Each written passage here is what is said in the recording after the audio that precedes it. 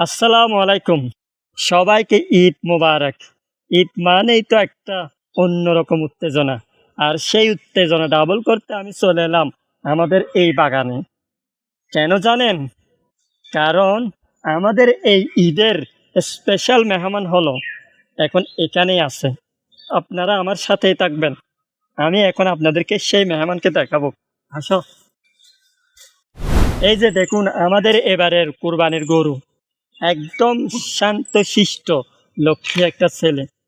Budget ছিল আমাদের সাধ্যের মধ্যেই। গায়ের রংটা সাদার মধ্যে একটু ডার্ক শেড।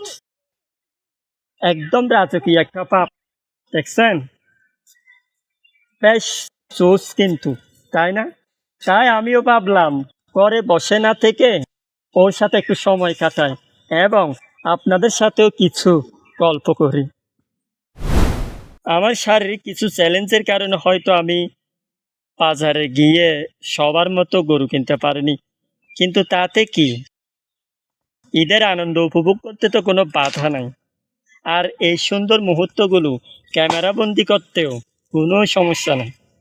তাই ভাবলাম এই স্মৃতিগুলো ভিডিও করে রেখে দিই। কারণ কিছু স্মৃতি শুধু মনে রাখার জন্য না, ক্যানভাসের ডায়েরিতে অ্যালবাম করে রাখার জন্য। আসলে প্রতিটা ঈদ একটা গল্প রেখে যায়। হতে পারে পরিবারের গল্প, শৈশবের গল্প কিংবা অপেক্ষার গল্প। এই গরুটাও না আমাদের পরিবারের একটা স্মৃতি হয়ে থাকবে। আমার এই নতুন পথ চলায় আপনাদের সাপোর্ট এবং ভালোবাসা আমার জীবনের অন্যতম একটা বড় উপহার। তাই আপনাদের সবার কেমন লাগলো অবশ্যই জানাবেন। দেখা হবে, কথা হবে অন্য কোনো ভিডিওতে।